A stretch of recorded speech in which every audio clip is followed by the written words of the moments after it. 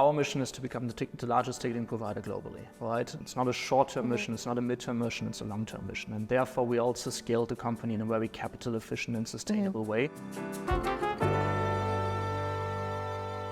Hi everyone, we are here with Simon Hennes, the co-founder and CEO of Vivenu. Thank you so much for joining me today. Thank you so much for having me. So I'm super excited to talk about what you're building. You are in the ticketing space, in the tech space. Can you give me like a 30-second rundown of who you are and what you are creating today? Sure, absolutely. I'm trying my best to keep it short. Yeah.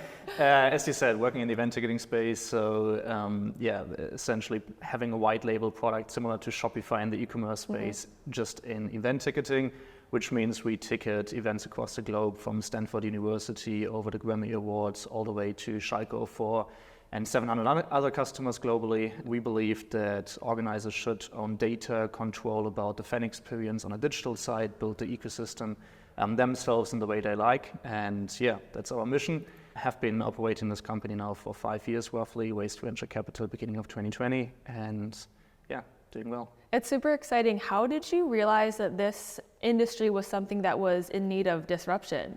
I was traveling to Malaysia actually. I met the CEO of a local company there, and they were doing ticketing for Formula One, MotoGP, and many other amazing institutions over there. And obviously that's amazing to see those big brands. On the other hand though, the technology was extremely old from the 80s, 90s. Very rigid, no APIs, which means you cannot connect the tool essentially into your digital ecosystem. So long story short, they didn't have the flexibility that they deserve. And this is in one of the most passionate industries you can think about, right? It's about how people spend their leisure time, what they want to do, what club they're cheering for.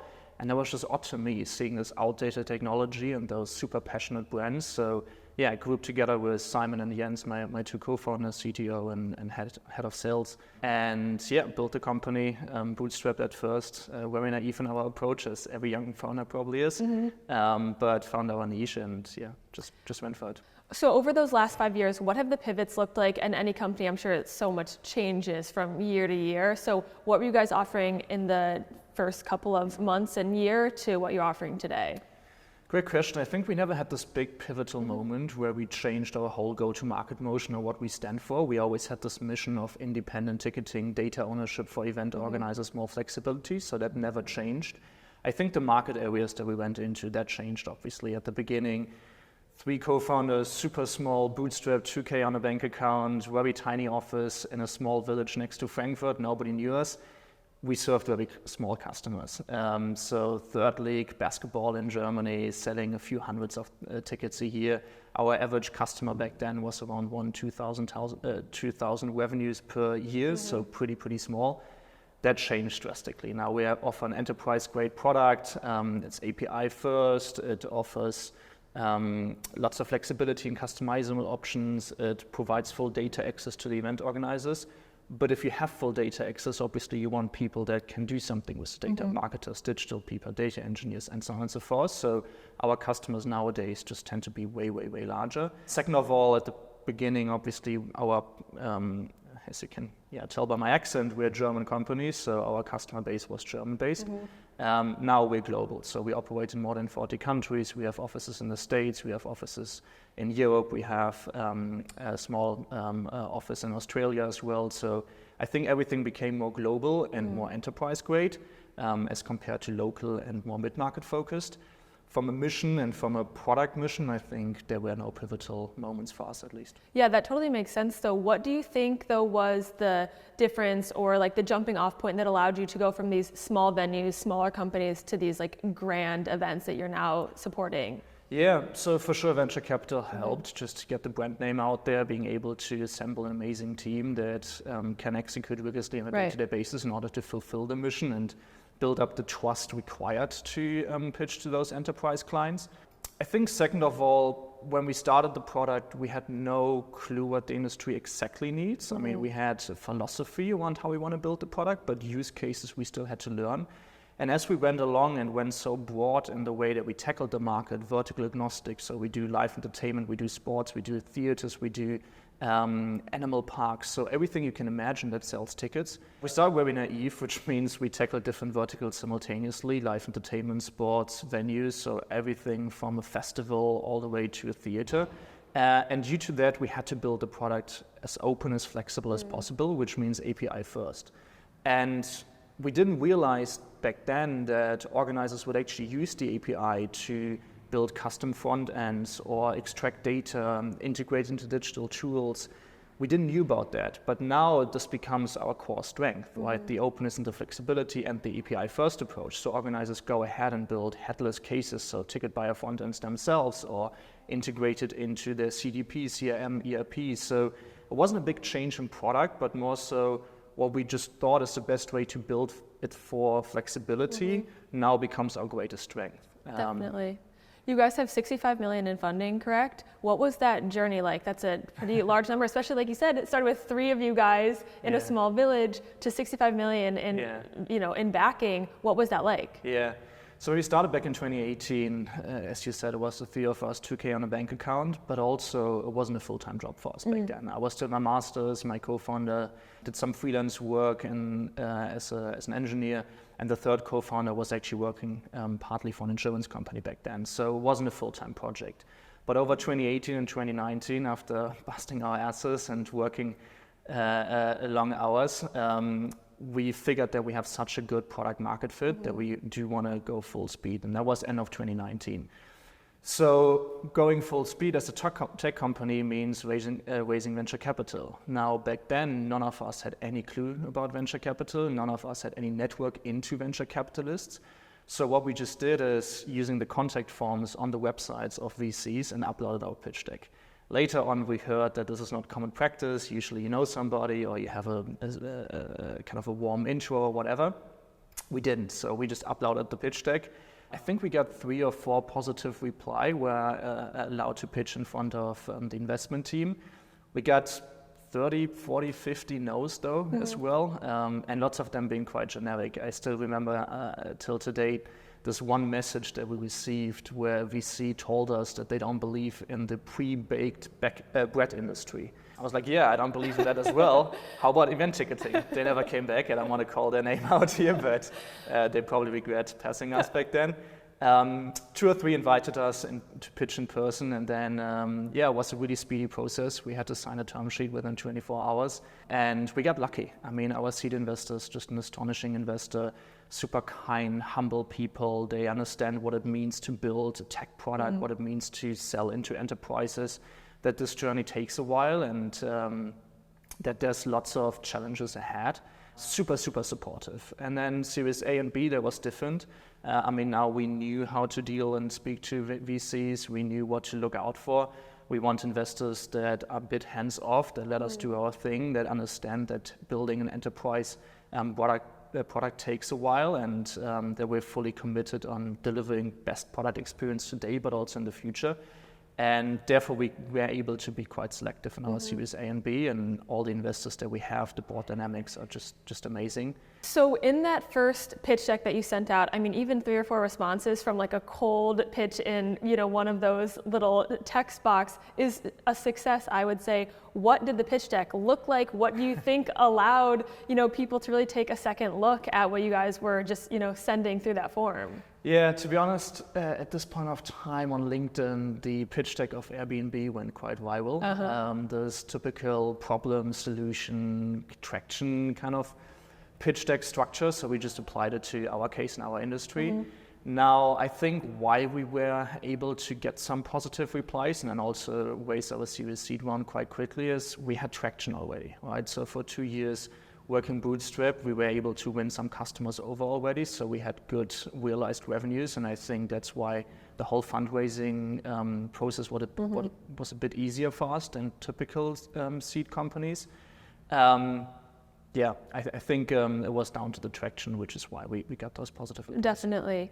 In this industry, I really want to talk about like the incumbents that exist, Ticketmaster being one of them, which people do have like a lot of complaints about. But as a founder in this space, how do you come in and compete with those platforms that already exist? What makes you guys different? How do you kind of prove that you are what companies or organizations should use instead? Yeah, absolutely. I mean, there's Ticketmaster, but there's many, many more verticalized players. Just in the States alone, in the college space, there's a big one doing 150 million net revenue just in college ticketing, right? And this exists in different verticals in the market as well. So it is a red ocean industry. It is highly competitive, and there are amazing companies with great service offerings out there already.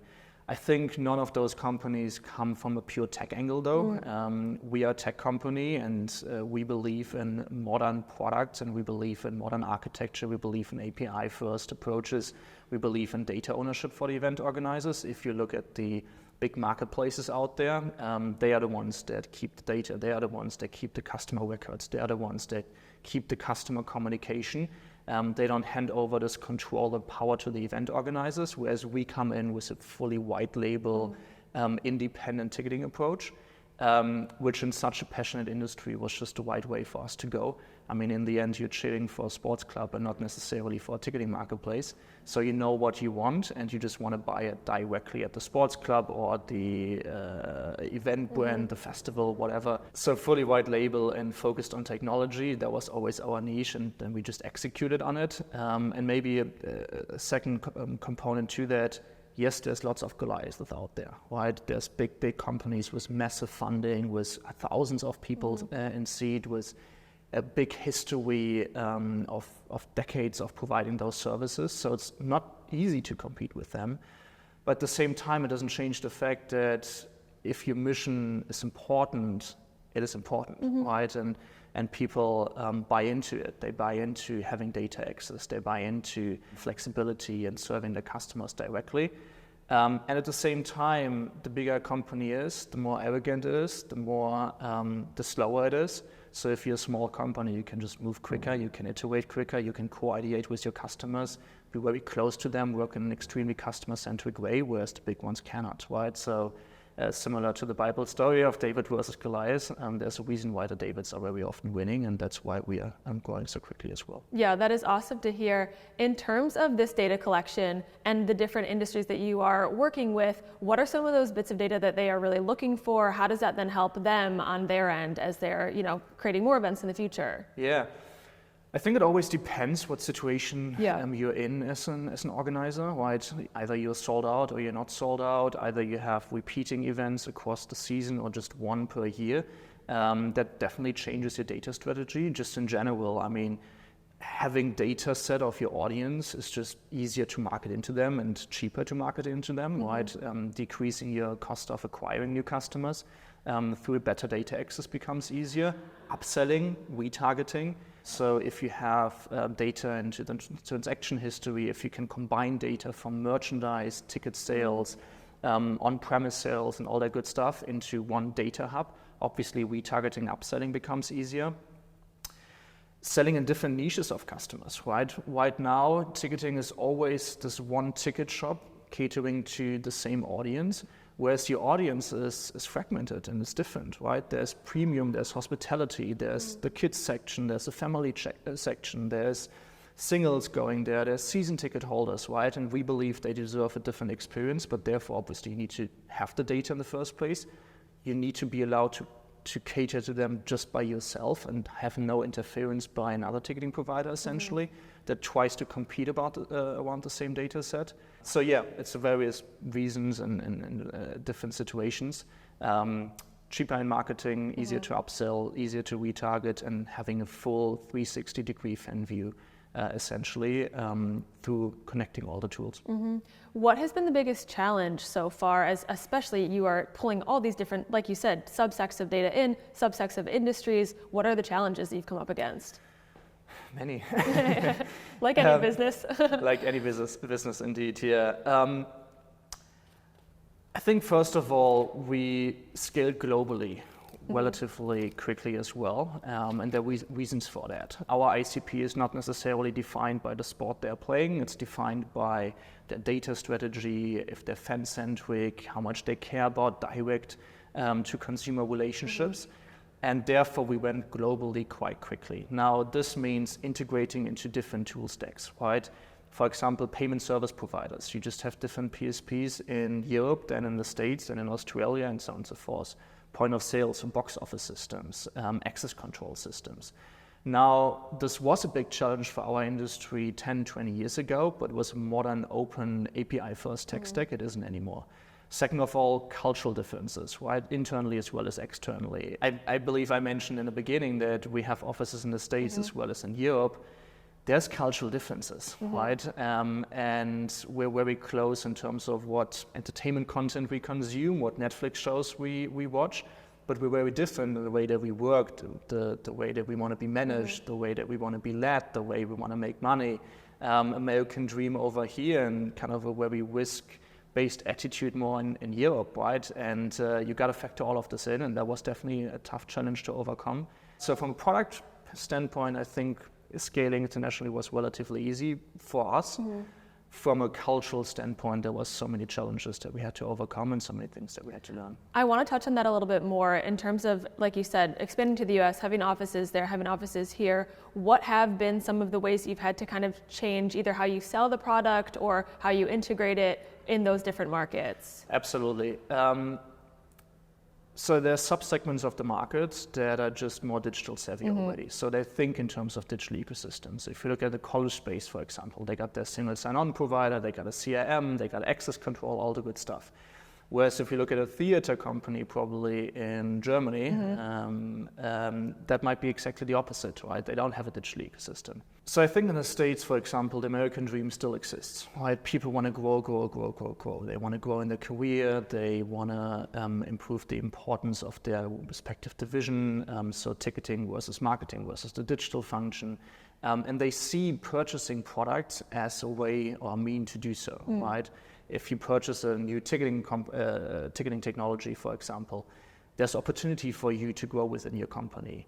So we see a very benefit-oriented go-to-market motion in the States. They care about revenue increases, they care about data ownership, they care about how they can present themselves and the importance of their division within the company.